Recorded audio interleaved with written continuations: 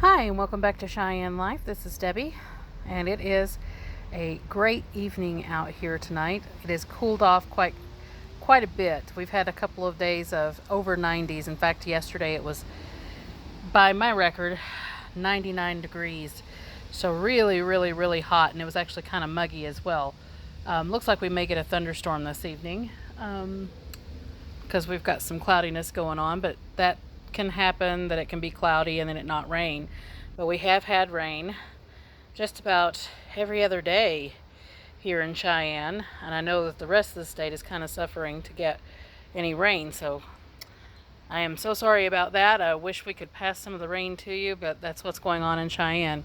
Anyway, just wanted to do a little bit of a tour of the garden because we just got done fertilizing. We actually went in and fertilized.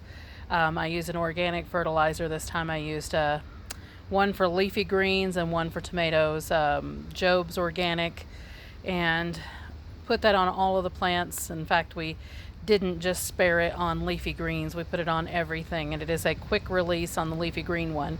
And the Job's organic is a slow release over a 3-month period, so we'll get quite a bit out of it. It was one of the ones that we used in the beginning when we started the garden, so we did a little bit of re-fertilizing, if you want to say, and adding some of the leafy greens organic as well, and everything is looking beautiful. This is all of the mint that we have and the rosemary. I have a couple of more up here on a shelf. But just to go back over what I have 2 varieties of sweet mint, and then I have a chocolate mint, a peppermint, and a lemon mint. So you can kind of see a difference in all of the different leaf colors. The chocolate mint and the peppermint are a little bit darker. The lemon mint is more of a yellowish green. And then the 2 sweet mints are just a standard green. One is a little bit different variety than the other, so you can see the difference in the leaf pattern.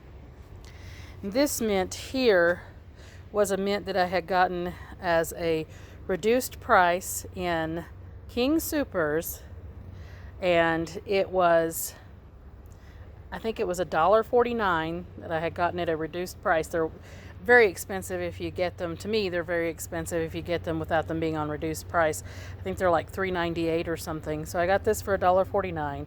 It was hydroponic, and I went ahead and took the hydroponic part off, put it down in the dirt, and see what it could do, and it did this. So it's just beautiful. It looked really sad in the beginning. I've just kept trimming it, and it has came out wonderfully. Now, we did also get some rosemary at the same time, and also some thyme that was also reduced price, but it just ended up dying off. It was hydroponic, so we just took a chance on it. So the mint survived out of that. The rest of it didn't, but we went ahead and dried it anyway. And we've got it in our spice area. And I did go ahead and replant the mustard greens, and you can see all the little mustard seedlings that are coming on. They came up within 3 days. And then of course I've got my turnips over here, still needing to thin those out, and I'm actually going to change the area on those to another area. And here's all the kale after we had went in and thinned it, or actually I did. I went in and thinned all of the kale and all of the kohlrabi, and it has bounced back and started spreading more leaves, and the stalks on the kohlrabi is thickening up, so we will have some heads on those. And I wanted to show you that we do have a pumpkin. It did pollinate, and there it is. It's about softball size now. There it is. Down in there, and we've got another one that is coming on right there. I think it got pollinated today. So even though the cabbage worms are a bit of a pain in the butt, or the cabbage moths, they do go around and sip on flowers and pollinate.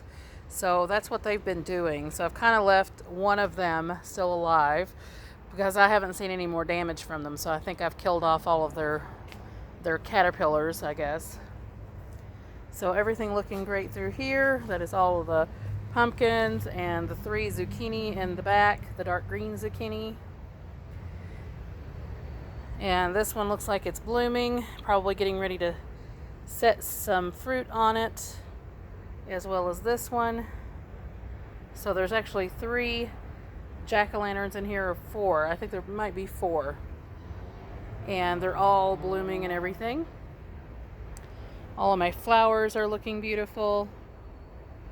And we just finished fertilizing those as well with all of the organic. The rhubarb is definitely taking off, especially this one. It just keeps putting on more leaves. You can see a small leaf down there that'll be just as big as the other ones here in just a little bit. So I'm getting to the point where I can probably start thinking about harvesting a few stalks. So the other rhubarb, that one was very much killed down. I think there was only 1 leaf left when I put that one in. So it is still trying to recover.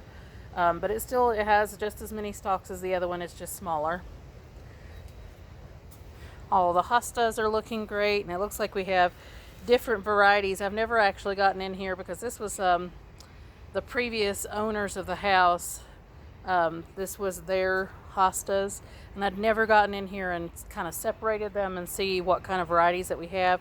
But it looks like there's several different varieties in here. You can see this one has kind of a yellow variegation, and then this one's got the white stripe, and I separated one off of it, so that one's a small one right there. And then these look like they're just standard hostas. And then we've got some in the back, you can see over there, I think it's just the variegated over there. And then we did go ahead and fertilize the butternuts as well, and they are taking off. You can see they are getting bigger leaves, so I'm hoping that they will catch up and do something before the end of the growing season. I had tossed a couple of bunches of sunflower seeds out here just to see if they would actually do anything, and they are coming up, and they're about 8 to 10 inches tall right now, some of them. And you can see some of that fertilizer that we did accidentally get on the leaves, but it is organic and it is a very low number, so it shouldn't burn anything. And then we have all of our lilies over here. We still got a lot of blooms on them. Some of them are dying back. And I think this one right here is one of the Asiatics, and that will be a white pink.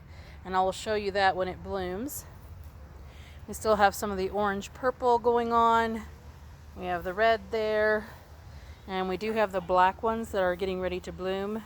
Looks like they turn red before they actually start turning black. Then we have all of the azaleas. We did also fertilize those, and they are just getting enormous, and they need to come out of the pots, and we need to get them in the ground. We just have not had time. More of a black one there. And it turns out that this plant that I thought was a pumpkin, turns out that it's a zucchini. And I'm not sure why. I got these from Baker Creek Seeds, and they shouldn't have done that. All of the other ones are jack-o'-lanterns, but this one for some reason was not. So I guess just one got mixed in. So I'm not sure what this one's going to be yet. And the other 2 azaleas still looking great. And we did get a massive amount of runners on our strawberries. And we did go ahead and get those kind of swerved around and into the dirt and buried those down, and we've already had one take root very, very well. It's over here on the edge, and we should have quite a few strawberry plants that take off, and hopefully we'll get some more blooms and some, which we do have a couple there, and more fruit come out of those, or berries. And a couple more of the black lilies, and I'm really hoping they turn out black, because the stems are definitely black, as you can see down towards the bottom. But the flowers are looking red to me, and I don't know if they do that before they bloom, or if they're just a really dark red and they call them black. Not sure. We'll find out. Anyway, they'll be pretty. And the rhododendron has definitely came back out. In fact, it's even putting on some more leaves that you can see right there. And you can see some buds on the ends, which might be blooms next year. And we've just been really fertilizing it and keeping at it, so hopefully it'll come back out.